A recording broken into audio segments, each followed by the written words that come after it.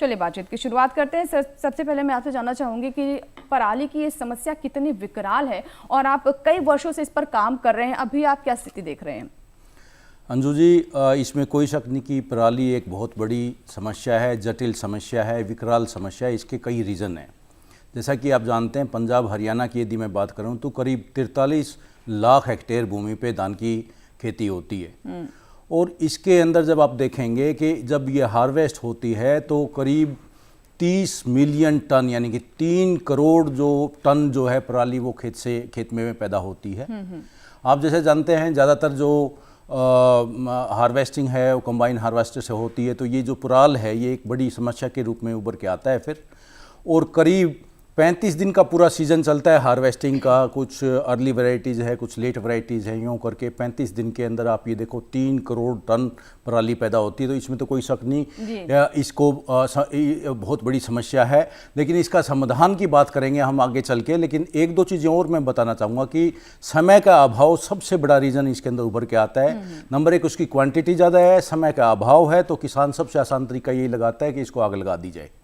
लेकिन इसका दूसरा पहलू मैं ये ज़रूर बताना चाहूँगा कि 1 टन पराली जो है, यदि उसको 1 टन की बजाय मैं उसको थोड़ा और सरल भाषा में बोलूँगा, 1 हेक्टेयर जो पराली है खेत में, उसको यदि हम जलाते हैं तो 12 टन विषैली गैसें निकलती है। लेकिन यदि उसी पराली को हम खेत में उसका सदुपयोग करते हैं, उसकी मल्चिंग करके या उसको मिला के यदि हम खेती करते हैं, अगली फसल लगाते हैं, तो वो करीब 12 कट्टे जो बैग्स होते हैं जो फर्टिलाइजर्स के खाद के, उसके बराबर होता है, जिसकी कीमत करीब 3500 रुपये प्रति हेक्टेयर है। अब मेरा यही मुद्दा था कि एक तरफ प्रदूषण है, एक तरफ हमारे पास सोल्यूशन है कि यदि उसको हम अच्छी तरह से उसका मैनेजमेंट करें, उसका प्रबंधन करें, तो इस विकराल प्रॉब्लम को हम सोल्व कर सकते हैं। बिल्कुल। और सब तो पहला तो जी धान की फसल लैने वो शॉर्ट ड्यूरेशन वैरायटीज़ लाने, वो पराली घट होंगी सब तो पहला। तो एक अर्ली अपनी हार्वेस्टिंग हो जाती है, उदों टैंपरेचर भी ज़्यादा होंदा। उदों जो कोई किसान अग लाउंदा भी है, वैसे असीं नहीं लाउंदे 10-12 सालों तो, उदों उहदा धुआं भी नहीं होंदा हैगा। ते उस तो बाद असीं आलू की फसल लाउने आ, कणक की फसल असीं नहीं लाउंदे। आलू तो बाद तो फिर पॉपकॉर्न वाली मक्की लगवाउने आ।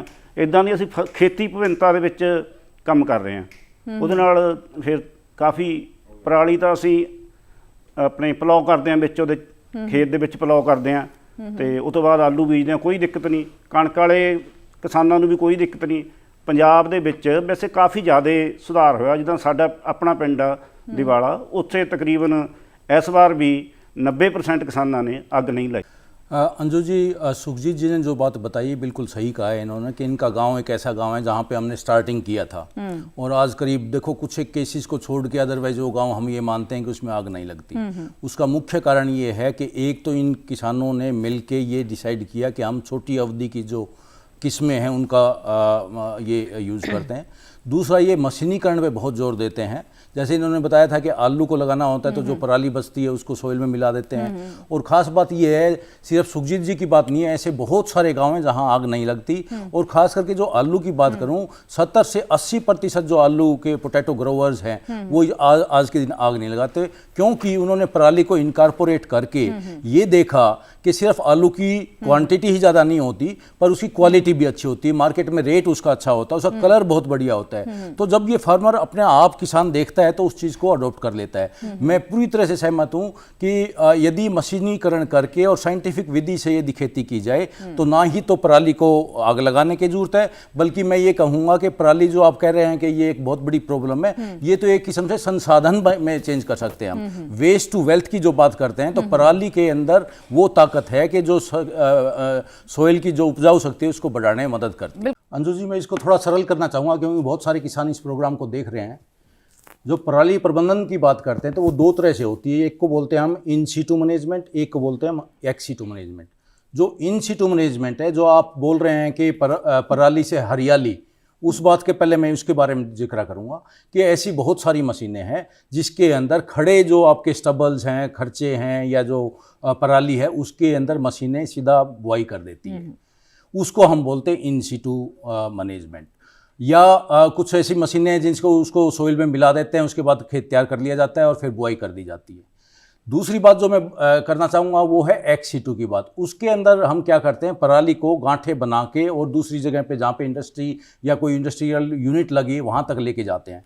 अब इन दोनों में अलग अलग चीज़ें हैं जो मैं थोड़ा सा बताना चाहूँगा। जो अभी एक किसान भाई ने बताया था कि मशीनों सेंट्रल गवर्नमेंट ने इतनी बढ़िया किसानों के फेवर के लिए ये स्कीम बनाई है जिसके अंदर 50% फार्मर को सब्सिडी दी गई है, और यदि वो ग्रुप बना के और कस्टम हायरिंग सेंटर खोलता है तो 80% तक मशीनों के ऊपर छूट दी गई है, सब्सिडी दी गई है। अब जो इन्होंने बात रखी है कि मशीनों का अभाव, 80% तक छूट है मशीनों हाँ, पर। कस्टम हायरिंग सेंटर खोलते तो 80% तक आपको ग्रुप बना के। तो इसके अंदर मैं ये कहना चाह रहा हूँ कि इनकी बात बिल्कुल सही है कि मशीनें आ भी गई है तो इनका वहां तक पहुंच नहीं पाई है। यही सबसे बड़ी बात है कि जो मशीनें आई हैं इस गवर्नमेंट स्कीम के अंदर, अंजू जी, करीब 2 लाख से ज़्यादा मशीनें किसानों को दी गई है इस सब्सिडी स्कीम के अंदर, और करीब 3,000 करोड़ रुपए का इसके अंदर प्रावधान रखा गया है। लेकिन बात यह है कि जो मशीनें आई हैं इनका हर किसान तक, या वो बोलते हैं ना कि मशीन एट डोर स्टेप, वो एक इशू है और उसके लिए हमें मेहनत करनी पड़ेगी। और सर मुझे लगता है कि जब इसकी उस तरीके की मांग होगी तो मेरे ख्याल से और ये पहुंच में होगा और साथ ही और सस्ता भी हो जाएगा, क्योंकि जब चीज़ों की डिमांड होती है और उस हिसाब से सप्लाई जब हम करते हैं, जब क्वांटिटी बढ़ती है तो वो 80% की अभी जैसे सरकार सब्सिडी दे रही है तो शायद आने वाले समय में हमें किसानों को ज़रूरत ही ना महसूस हो इसकी। हमें ये किसानों को ये बताना होगा, यहाँ कुछ मशीनें महंगी भी है, उनकी बात बिल्कुल सही है, और उनके लिए हॉर्स पावर, जो ट्रैक्टर की हॉर्स पावर है वो 60 तक HP तक की जरूरत पड़ती है। लेकिन ऐसी और भी मशीनें हैं, जैसे हैप्पी सीडर है, आपका 40 से 45 हॉर्स पावर का जो ट्रैक्टर होता है उसको भी बहुत आराम से यूज़ कर सकता है।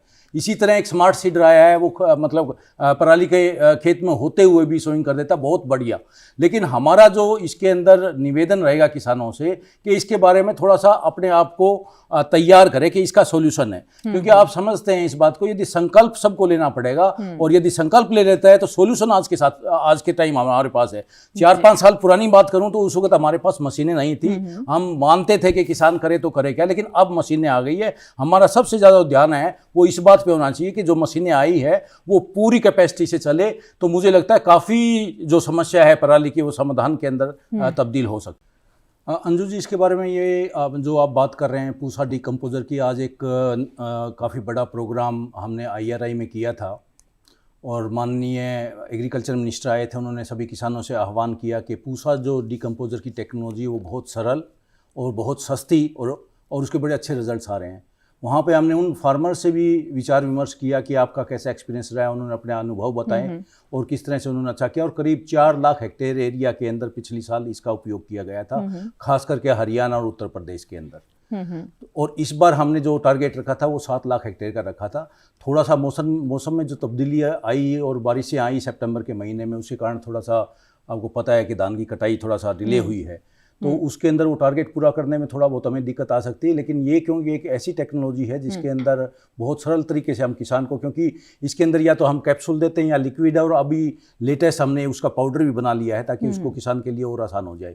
इसके अंदर जनरली क्या है, ये फफूंदियों 7 फफूंदियों से मिला के एक मिश्रण है जो पराली को गलाने के काम आता है। तो इसका जब हम स्प्रे करते हैं तो पराली धीरे धीरे ना वो गलने लग जाती है और 20-25 दिन के अंदर वो गल के मिट्टी का एक पार्ट बन जाती है। तो मेरे किसान भाई कह रहे थे कि मिट्टी की उपजाऊ शक्ति कैसे बढ़ती है, तो वो जो हम कह रहे हैं खेत के अवशेष खेत में ही, तो वो और आप जो कह रहे हैं कि पराली से हरियाली की तरफ, तो ये उसकी तरफ एक बहुत बड़ा कदम होगा यदि इसको हम और किसानों तक लेके जाएं, उनको बताएं कि इसके फ़ायदे इतने हैं। लगातार हम इस तरह के डेमोन्स्ट्रेशन भी कर रहे हैं पूसा डिकम्पोजर का, और आने वाले समय में जैसे कि आपने बताया कि आने वाले समय में हम चाहते हैं कि इसका और ज़्यादा यूज़ होगा तो पराली की जलने की घटनाएं भी कम होंगी। मैं स्वतंत्र निर्माण यादव, जिला बुलंदशहर से आया हूँ। इस्माइलपुर मेरा गाँव है, जहाँ से मैं बिलोंग करता हूँ। हमारे यहाँ कोई लंबी चौड़ी खेती नहीं है, 1-2 एकड़ वाले किसान हैं। हम भी धान बोते हैं और धान से अब हम लोग हटते जा रहे हैं क्योंकि हमारी मजबूरी है। अभी आपने देखा होगा बारिश हुई थी, बारिश में सारा धान वो हो गया। तो क्या हमारे लिए सरकार ऐसा नहीं कर सकती, क्योंकि हम लोग जब धान की पराली को जला देते हैं तो पैसा हमें कुछ मिलता नहीं, तो सरकार हमसे ख़रीद के या फ्री में लेके और वो हमें कंपोस्ट खाद के तौर पे जो है पूसा के द्वारा या कैसी भी हमें ही जो है अवेलेबल करा सके। क्या ऐसा कुछ हो सकता है? राजवीर जी, आप क्या कहना चाहेंगे? जैसे कि हमारे युवा किसान ये कह रहे हैं कि उनसे फ्री में ले ले पराली सरकार, और वो कंपोस्ट बनाकर उन्हें दे दे? नहीं, इसके अंदर देखो एक बहुत बड़ा पॉइंट यदि हम इसके अंदर देखें कि पॉजिटिविटी क्या है, इन्होंने बहुत अच्छी बात कही है। आप उस पराली के अंदर यदि आप खुद कंपोस्ट बना के, जैसे विक्रम जी ने बताया कि उसके अंदर जो गलने की जो प्रक्रिया को इन्हांस करता है वो पूसा डिकम्पोजर या और कोई टेक्नोलॉजी उसको गलाने के लिए होती है, तो मेरे को लगता है वो आपको मिल सकती है। और इसको आप एक रोज़गार के रूप में क्यों नहीं लेते? क्योंकि जब हम बात करते हैं, मैं अंजू जी यही बात कहना चाह रहा हूँ कि पराली के अंदर इतनी संभावना है कि हम हज़ारों हमारे नौजवान साथियों को नौकरी भी दे सकते हैं, उनको व्यवसाय बन सकता है, रोज़गार बन सकता है वो, लेकिन उसकी तरफ हमें थोड़ा सा अटैक करना पड़ेगा। और जैसे इन्होंने कहा युवा किसान भाई ने कि भाई इसके अंदर यदि कंपोस्ट की संभावना है, तो मैं तो जरूर आपसे आह्वान करूँगा कि आप आगे आइए और इस तरह का अच्छा स्टार्टअप आइडिया भी है, स्टार्टअप आइडिया आ सकता है इससे। जी राजवीर जी। अंजू जी, मैं कविता जी की बात से पूरी तरह से सहमत हूँ कि हमें बच्चों को, स्कूल गोइंग चिल्ड्रन और कॉलेज गोइंग स्टूडेंट जो हैं उनको इन्वॉल्व करना पड़ेगा। मैं बड़ी इंटरेस्टिंग स्टोरी बताता हूँ आपको। देखो, जींद जिले के अंदर नरवाना एक तहसील है, उसके अंदर एक छोटा सा गांव है ढाकल। उसके अंदर एक छोटी सी लड़की 10वीं क्लास की लड़की सोनाली, उसके पिताजी ने जब उसको, ये 3-4 साल पुरानी बात है, लेकिन मैं रिमाइंड कराना चाहूँगा, जब पिताजी ने उनके पराली को आग लगाई तो उसने FIR दर्ज कर दी, पुलिस को इन्फॉर्म कर दिया कि मेरे पिताजी ने आग लगाई है। कितनी बड़ी घटना है, बहुत बड़ी बात है जी। इसी तरह हमारे पास कई बच्चों के फ़ोन आते हैं। इसी तरह संगरूर डिस्ट्रिक्ट के अंदर 18-19 साल की एक लड़की अपने पिताजी के साथ गांव में जाके, खेत में जाके उनके साथ खुद हैप्पी सीडर चलाती है। अमनदीप कौर नाम है उसका, कनोई गांव है उसका। और मैं देख के हैरान हूँ कि ऐसी ऐसी लड़कियां जो कनाडा जाने की सोच रही थी, उसने कहीं नहीं, तो पापा के साथ खेती करूँगी। ये इतनी बड़ी घटनाएं हैं और हम इसको बड़े सतर पे स्कूलों में जाते हैं, स्कूलों में प्रोग्राम करते हैं, हम कॉलेजेस में जाते हैं, उन बच्चों को साथ लेके गाँव में घूमते हैं, रैलियाँ करते हैं। अच्छा, तो चलिए, और उसके अंदर ये है कि लड़कियों के, खास करके लड़कियाँ, आपको ये बताऊँ, अपने पापा को जाके बोलते हैं कि आग नहीं लगानी है। वो बोलते हैं कि आप हमें सॉल्यूशन बताओ। फिर वो मेरा नंबर ले जाते हैं, तो वो अपने पापा को बोलते हैं इस नंबर पे फ़ोन करो। फिर उनका फ़ोन आता है मेरे को ये बताने के लिए कि मेरी बेटी ने कहा आग नहीं लगाना, मेरे मशीन का वो तरीका बताओ कहाँ से लेके आए। मतलब ये मैं मानता हूँ कि ये बदलाव की एक स्टार्टिंग। सर, डॉक्टर साहब से मेरा एक सवाल है। उन्होंने कहा कि डिकम्पोजर के बारे में किसान लोग यूज़ करें। एक्चुअली मैं 6 महीने से as a practical decomposer use कर रहा हूँ। हमारे ब्लॉक इस तरह पे मिल जाता है, लेकिन मेरे सामने वो रिजल्ट्स नहीं आ पा रहे हैं। मैं पहली बात तो ये जानना चाहूँगा कि कौन सी फसल के अंदर आपने इसका यूज़ किया, गन्ने कब की, किया? मेरे पास गन्ने के खेत हैं, स्प्रे से यूज़ करता हूँ। हमारे जितने और जगह डेमोन्स्ट्रेशन की है हमने, वहाँ उसके रिजल्ट्स काफ़ी प्रभावी रहे हैं। जी। गन्ने के ऊपर मेरा ज़्यादा मतलब हम पराली के ऊपर ज़्यादा कर रहे हैं, गन्ने के ऊपर इतना कोई एक्सपेरिमेंट हमने किया नहीं।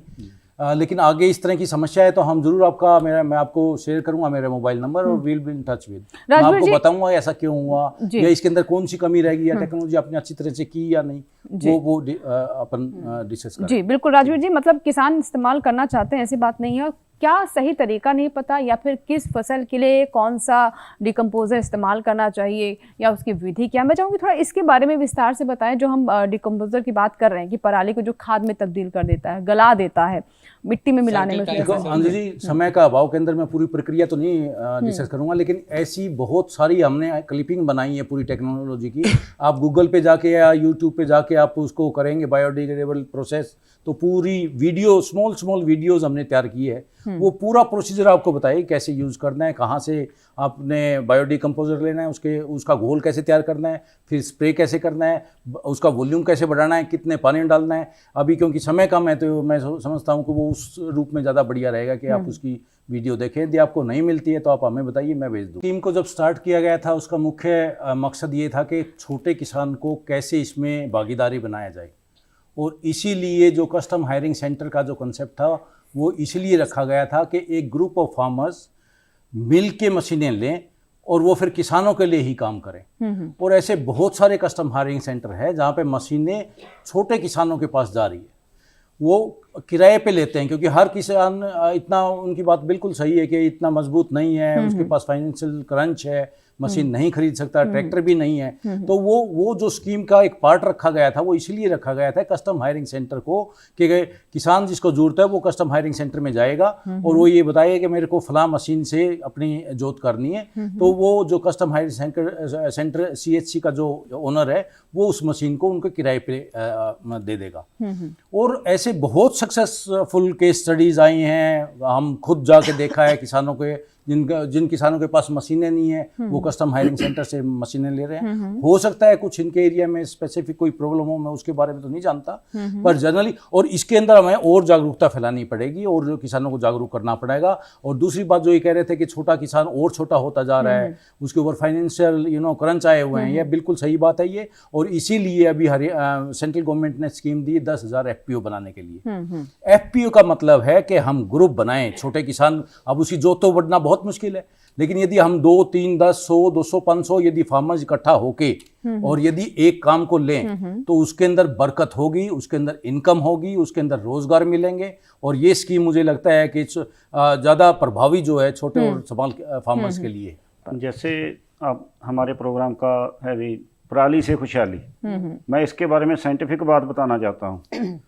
अब गेहूं की कटाई के बाद हमारे खेत में से PIU ने सैंपल लिए, उन सैंपलों में और खेतों से हमारे खेत में 20% ऑर्गेनिक मैटर ज़्यादा है। इसका कारण है हम पराली नहीं जलाते। एक जैसे किसान ने बोला कि गवर्नमेंट क्या करे, गवर्नमेंट क्या करे यार, हम भी तो कुछ करेंगे ना। एक छोटी सी उदाहरण देता हूँ आपको। हमारे गांव में एक हमारे पास नौकर साहब बिहार से आता था, इस बार उसने 5 एकड़ खेत 1.5 लाख में ले 6 महीने के लिए, उसमें उसने भिंडी लगवाई। भिंडी लगाने के बाद जब उसका काम खत्म हुआ, मेरे पास सभी पर्चीज लेके आ गया, तो बोलने लगा सरदार जी मेरा हिसाब कर दो। मैंने लिख के बोल दिया भी आपकी 8 लाख की भिंडी हो गई। अब बोलो सरकार उसने उसमें क्या किया, वो तो लैंड। देखो, सबसे बड़ा संदेश तो ये है कि पराली एक समस्या है, लेकिन उसका समाधान भी हमारे पास है। पराली से खुशहाली, पराली से हरियाली, पूरी तरह से सहमत हूँ दोनों नारों से, और ऐसा होगा और हो रहा है। बदलाव के अंदर समय लगता है, वो एक अलग बात, लेकिन इसके साथ साथ मैं एक बात ज़रूर बताना चाहूँगा इस मंच के माध्यम से हर किसान के लिए। क्लाइमेट चेंज, जलवायु परिवर्तन एक बहुत बड़ा मुद्दा उभर के आ रहा है हमारे लिए। अभी आपने देखा जो कनक की फसल थी उसके अंदर हीट वेव के कारण नुकसान हुआ, सभी किसान इस बात से सहमत हैं। और यदि मैं इसको क्वांटिफाई करूँ तो करोड़ों रुपए का नुकसान हुआ है। और अब अनटाइमली रेन आई है तो राइस के अंदर भी नुकसान हुआ है, और धान के अंदर एक और वायरस का प्रॉब्लम प्रकोप आया इस बार। तो ये क्लाइमेट चेंज से डायरेक्टली रिलेटेड है, हमें इसके बारे में जागरूक होना पड़ेगा। और जैसे कविता जी ने बताया कि हर इंसान, हर सिटीजन का इसके अंदर योगदान होगा। जहाँ तक बात यह है कि फ्यूचरिस्टिक एग्रीकल्चर की बात करूँ तो खेत के अवशेष खेत में रखना बहुत ज़्यादा ज़रूरी है। विक्रम भाई ने भी ये बताया था कि एक जो प्लांट होता है या भुट्टा है, उसका ग्रेन्स यदि आदमी के लिए है, उसका तना है वो एनिमल्स के लिए है, तो उसका जो नीचे का पार्ट है वो सोइल के लिए है, क्योंकि उसकी उर्वरा शक्ति भी हमें आगे हमारी नई जनरेशन, आने वाली जनरेशनों के लिए रखना होगा। और इसके लिए जो कंजर्वेशन एग्रीकल्चर की जो हम बात कर रहे हैं कि मशीनों द्वारा पराली का प्रबंधन करके हम एक ऐसे युग की तरफ बढ़ रहे हैं जो मैं मानता हूं उसको हम कंजर्वेशन एग्रीकल्चर कहते हैं। और इसके यदि हम लॉन्ग टर्म परिणाम देखें तो जैसे सुखजीत जी ने बताया है कि उसके सोयल ऑर्गेनिक कार्बन का कंटेंट 20 से 30% ज़्यादा है, तो वो अपने आप में एक ताकत बन जाती है। मैं इस चीज़ के लिए सुखजीत जी को बधाई भी देना चाहूँगा कि ये साइंटिफिक वे से खेती करते हैं। सभी किसानों से मेरा आह्वान है कि पराली को ना जलाएं, पराली को एक संसाधन मानें। पराली से हम खुशहाली की तरफ बढ़ सकते हैं, पराली हमें हरियाली की तरफ लेके जाएगा। और इन्हीं शब्दों के साथ मैं किसानों का बहुत शुक्रगुजार भी हूँ। यहाँ पे हज़ारों किसान ऐसे हैं जिनको मैं जानता हूँ, जिनके यहाँ गए हैं, जिनके हमने काम किया है। और मैं तो ये भी सुना है कि आप जहाँ भी जाते हैं ऐसे कार्यक्रम करते हैं, किसानों से प्रतिज्ञा भी दिलाते हैं, तो यहाँ भी किसान ऐसे हैं? अंजू जी, हम जहाँ फील्ड में काम करते हैं वहाँ सभी किसानों को यही आह्वान करते हैं एक प्रतिज्ञा के रूप में, क्योंकि प्रतिज्ञा लेने के बाद आदमी को जब गलत काम करता है तो उसकी जो आत्मा है वो उसको झंझोरती है। मैं सभी किसानों से यह आह्वान करता हूँ कि वो पराली ना जलाएं, वो एनवायरनमेंट को बचाएं, क्योंकि एनवायरनमेंट जो है, जो हमारा वातावरण, वो हम सब के लिए है। हमारा कोई भी इस तरह का काम नहीं होना चाहिए, खास करके जब पराली की बात आती हो। हम वचन देते हैं कि पराली नहीं जलाएंगे और इसका एक संसाधन के रूप में उपयोग करेंगे और हम एक नए समाज की तरफ, एक नए युग की तरफ जो खुशहाल होगा, जो हरियाली भरपूर होगा। तो हमारे किसान वचन देते हैं आज के कार्यक्रम के बाद कि खुद भी नहीं जलाएंगे और दूसरों को भी इसके लिए प्रेरित करेंगे कि वो भी ना जलाएं।